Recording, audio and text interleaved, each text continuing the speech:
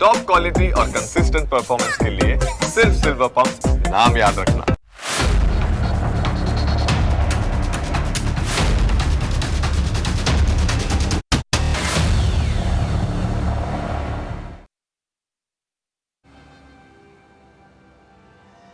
નમસ્કાર, હું Janak Dave. Full stop news analysis પ્રોગ્રામમાં આપનું સ્વાગત છે.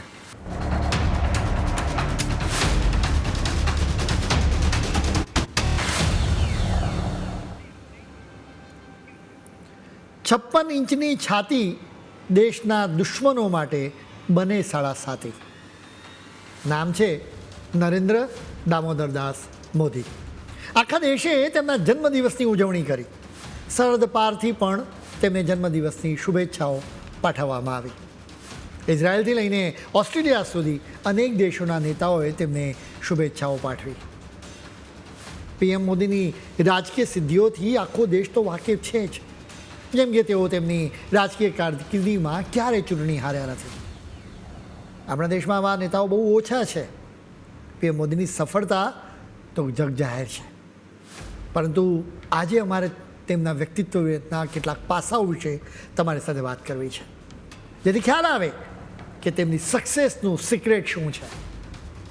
આ સિક્રેટ જાણવા માટે તેમના વ્યક્તિત્વને જાણવું પડે. પીએમ મોદીના વ્યક્તિત્વની 10 ખાસ વાતો અમે તમને કહીશું. સૌથી પહેલી ખાસ વાત એ છે કે તેઓ અથાગ પ્રયાસ કરતા રહે છે. તમે સમાચારોમાં અવારનવાર સાંભળતા હશો કે આજે પીએમ મોદી આ દેશમાં છે કે પછી ભારતના રાજ્યમાં છે, જેના પરથી ખ્યાલ આવે છે કે તેઓ થાક્યા વિના સતત પ્રવાસ કરતા રહે છે. આરએસએસના પ્રચારકથી લઈને પીએમ બનવા સુધીની તેમની યાત્રાઓ તમે જુઓ. યાત્રાઓ તેમની જીવનયાત્રાનો ખાસ ભાગ છે. વર્ષ 1990માં તેમણે સોમનાથ અયોધ્યા રથયાત્રાનું સુકાન સંભાળ્યું હતું.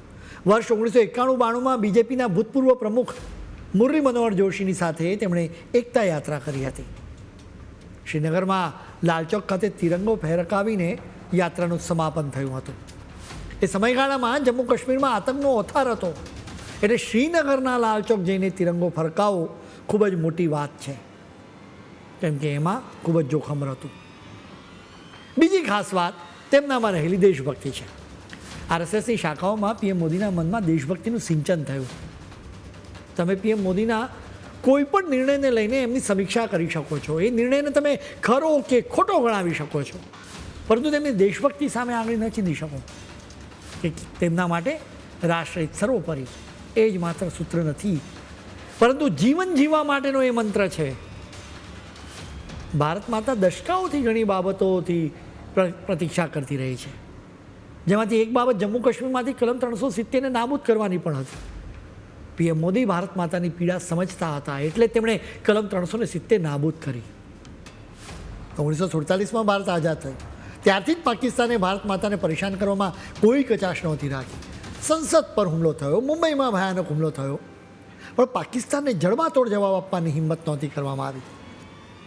પીએમ મોદીએ એ નીતિ જ બદલી નાખી. તેમણે કહ્યું કે ઘર મેં ઘુસ કર મારેંગે. એટલે સર્જિકલ સ્ટ્રાઇકથી લઈને ઓપરેશન સિંદૂર પાર પાડીને પાકિસ્તાનને બરાબર પાઠ ભણાવવામાં આવ્યો. ખરો દેશભક્ત હંમેશા સેનાનું સન્માન કરે. આ જ ભાવનાથી પીએમ મોદી સૈનિકોની સાથે દિવાળી ઉજવે છે.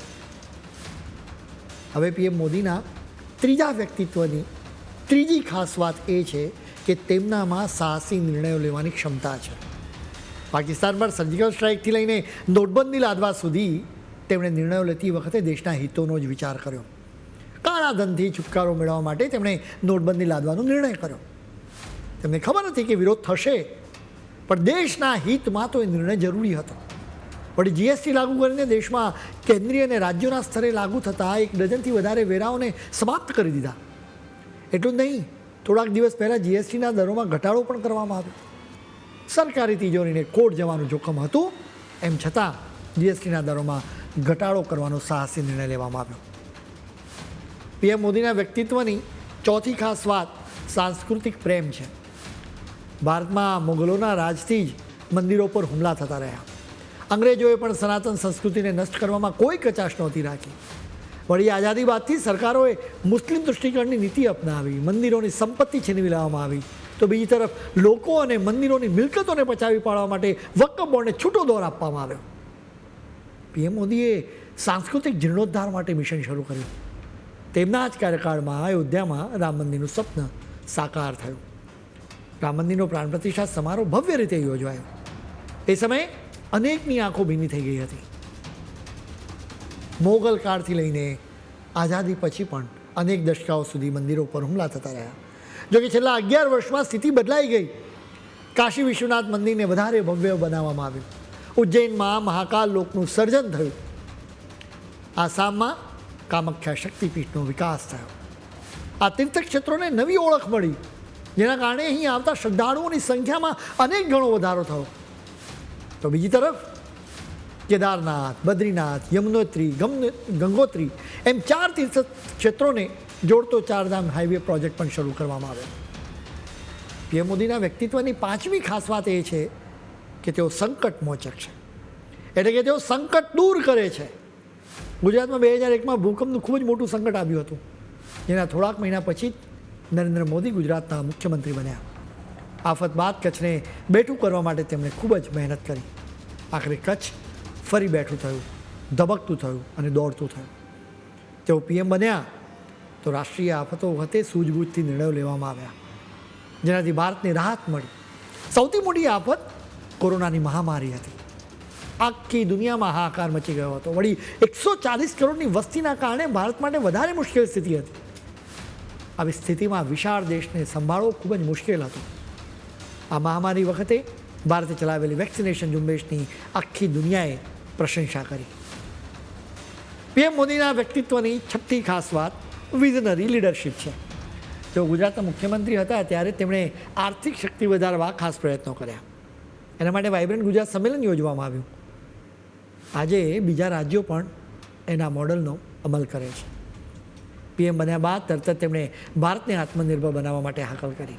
તેમણે ભારતને વૈશ્વિક મેન્યુફેક્ચરિંગ હબ બનાવવાનું સપનું જોયું. આજે સ્વપ્ન સાકાર થઈ રહ્યું છે. આઈફોન્સ ભારતમાં બની રહ્યા છે. તેમણે ભારતને 2047 સુધીમાં વિકસિત દેશ બનાવવાનો મહત્વકાંક્ષી ટાર્ગેટ સેટ કર્યો છે.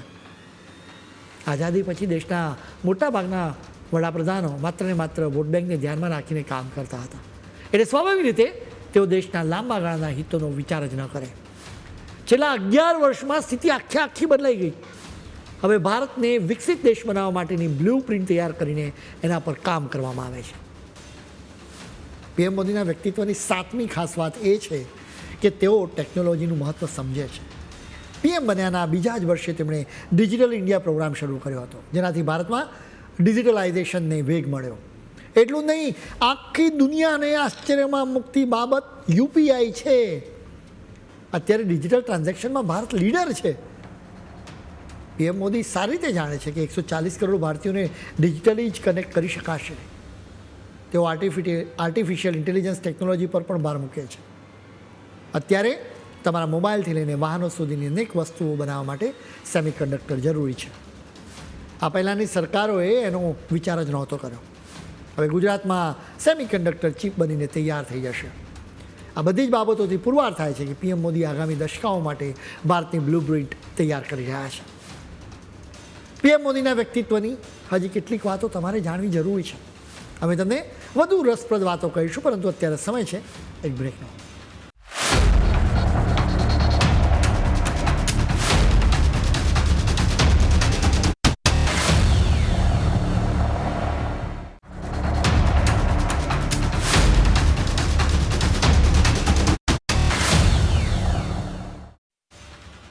બ્રેક બાદ આપનું સ્વાગત છે. જો તમને કોઈ વ્યક્તિ સવાલ પૂછે કે ભારતે છેલ્લા 11 વર્ષમાં કઈ સિદ્ધિ હાંસલ કરી, તમારા બધાના જવાબો કદાચ જુદા જુદા આવે, કેમ કે સ્વાભાવિક રીતે ભારતે અનેક સિદ્ધિ હાંસલ કરી છે. ઇકોનોમીથી લઈને સ્પેસ ટેકનોલોજી સુધી સિદ્ધિઓનું લિસ્ટ ખાસું લાંબુ છે. અમારી દ્રષ્ટિએ એક સિદ્ધિ ખૂબ ખાસ છે. આ સિદ્ધિ એ છે કે એક ભારતીય તરીકેનું ગૌરવ વધ્યું છે, જેની ઘણી ખરી ક્રેડિટ પીએમ મોદીને જાય છે. આઝાદી પછી આપણા દેશના બહુ થોડા વડાપ્રધાનો અમેરિકા જેવી મહાસત્તાઓ સામે ઝૂકવા તૈયાર ન થયા. ઇન્દિરા ગાંધી આવા જ પીએમ હતા. તેમણે એ સમયે અમેરિકાને બિલકુલ દાદ નહોતી આપી, જે ખરેખર મોટી વાત છે. નરેન્દ્ર મોદી પણ આવા જ પીએમ છે.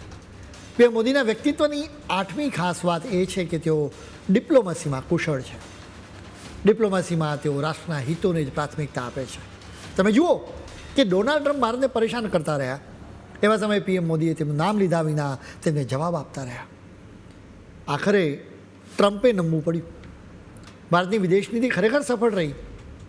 બીજી તરફ ચીને પણ ભારતની સાથે હાથ મિલાવવા પડ્યા. ચીન પણ નરમ થયું છે. તમે જુઓ કે આજે અનેક દેશો ભારતની પડખે છે. ભારતે G20માં આફ્રિકાને કાયમી સભ્યપદ અપાવ્યું, એ રીતે આફ્રિકાના દેશોને ભારતની પક્ષે કર્યા. તમે સમજો કે સુરક્ષાની દ્રષ્ટિએ આફ્રિકાના દેશો ભારતની પક્ષે રહે એ જરૂરી છે. મિડલ ઇસ્ટના શાસકોની સાથે પણ પીએમ મોદીના ખાસ સંબંધો રહ્યા છે. ફ્રાન્સ, જર્મની અને ઇટલી સહિતના દેશોના શાસકોની સાથે પણ પીએમ મોદીના વ્યક્તિગત સંબંધો છે. આ તમામ સંબંધોનો સીધો લાભ ભારતને મળી રહ્યો છે. પીએમ મોદીના વ્યક્તિત્વની 9મી ખાસ વાત એ છે કે તેઓ સામાન્ય લોકોની સાથે જોડાયેલા રહ્યા છે. એના માટે જ સામાન્ય લોકોની પીડાને તેઓ સારી રીતે સમજે છે. તેઓ પોતાની જાતને પ્રધાન સેવક પણ ગણાવે છે. સામાન્ય લોકોની પીડા દૂર કરવા માટે અનેક યોજનાઓ શરૂ કરવામાં આવી, જેમ કે આયુષ્યમાન ભારત યોજનાનો અમલ થયો, જેનાથી કરોડો ભારતીયો પોતાના પરિવારજનોની ફ્રીમાં સારવાર કરાવે છે. ગરીબ માતાનો દીકરો હોસ્પિટલમાં ભટકે એ કોઈ કાળે ન ચાલે. દેશના કરોડો ગરીબોની પીડા પણ સમજવામાં આવી. તેમને ફ્રીમાં અનાજ પણ આપવામાં આવી રહ્યું છે. પીએમ મોદીના વ્યક્તિત્વની 10મી ખાસ વાત એ છે કે તેઓ નારી શક્તિને વંદન કરે છે. મહિલાઓની સમસ્યાઓને દૂર કરવાનો પણ પ્રયાસ કરવામાં આવ્યો છે. મહિલાઓના ફેફસાઓને નુકસાન ન થાય એટલા માટે પ્રધાનમંત્રી ઉજ્જવલા યોજના પણ શરૂ કરવામાં આવી. આ યોજના હેઠળ LPG કનેક્શન પૂરા પાડવામાં આવ્યા. બેટી બચાવો બેટી પઢાઓ કેમ્પેઇનને મજબૂત કરવામાં આવ્યું. મહિલાઓને આર્થિક રીતે સશક્ત કરવા માટે તેમને તાલીમ પૂરી પાડવામાં આવી. આવા પીએમના જન્મદિવસ માટે સ્વાભાવિક રીતે દેશમાં ઉત્સાહ હોય. ભારતમાં કેવી રીતે પીએમ મોદીના જન્મદિવસની ઉજવણી કરવામાં આવી એની 6 તસવીરો તમે સ્ક્રીન પર જોઈ શકો છો. પહેલી તસવીર સુરતની છે, જ્યાંની એક સ્કૂલમાં વિદ્યાર્થીઓ પીએમ મોદીને કેક ખવડાવતા હોય એવો ભાવ પ્રગટ કરી રહ્યા છે. વારાણસીના દશાશ્વમેઘ ઘાટમાં પંડિતોએ પીએમ મોદીના આરોગ્ય માટે પ્રાર્થના કરતી વખતે શંખનાદ કર્યો હતો. રાજસ્થાનના કોટામાં લોકસભાના સ્પીકર ઓમ બિરલાએ સેવા પખવાડાના ભાગરૂપે રસ્તાઓ પર સફાઈ કરી. ઉત્તર પ્રદેશના પ્રયાગરાજના મંદિરોમાં પંડિતોએ પીએમ મોદીના આરોગ્ય માટે યજ્ઞ કર્યો હતો. ઓડિશાના પુરીમાં રેતીમાંથી શિલ્પો તૈયાર કરનારા જગવિખ્યાત આર્ટિસ્ટ સુદર્શન પટનાયકે આ શિલ્પ તૈયાર કરીને પીએમ મોદીને જન્મદિવસની શુભેચ્છાઓ પાઠવી હતી. રાજસ્થાનના બિકાનેરમાં પીએમ મોદીના જન્મદિવસ માટે સાયકલ રેલી યોજાઈ, જેમાં કેન્દ્રીય કાયદા મંત્રી અર્જુનરામ મેઘવાલે આગેવાની કરી હતી. પીએમ મોદી તેમના 75મા જન્મદિવસે બુધવારે મધ્યપ્રદેશના ધારમાં પહોંચ્યા હતા. તેમણે ખુલ્લી જીપમાં લોકોનું અભિવાદન કર્યું અને તેમણે 46 મિનિટ સુધી ભાષણ કર્યું હતું, જેમાં તેમણે પાકિસ્તાનને આકરો મેસેજ પણ આપ્યો. ઓપરેશન સિંધુની યાદ અપાવી, સાથે જ તેમણે દેશવાસીઓને એક અપીલ પણ કરી હતી. તમે પીએમ મોદીને સાંભળો. साथियों, ये समय त्योहारों का समय है और इस समय आपको स्वदेशी का मंत्र भी लगातार दोहराना है, अपने जीवन में उतारना है. मेरी आप सबसे करबद्ध प्रार्थना है, 140 करोड़ देशवासियों से मेरी प्रार्थना है, आप जो भी खरीदें वो देश में ही बना होना चाहिए.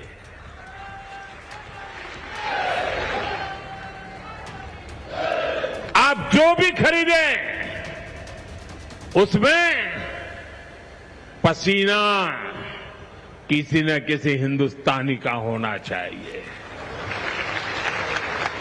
आप जो भी खरीदें उसमें मिट्टी की महक मेरे हिंदुस्तान की मिट्टी की महक होनी चाहिए. પીએમ મોદીએ દેશવાસીઓને સ્વદેશી વસ્તુઓ ખરીદવાની અપીલ કરી. ટેરિફનો બોમ્બ ફેંકવામાં આવ્યો હોવાના કારણે ભારતીયોએ સ્વદેશીનો જ મંત્ર અપનાવવો જોઈએ. 140 કરોડ ભારતીયો નક્કી કરે તો આપણે દેશના દુશ્મનોને ઝુકાવી શકીએ છીએ.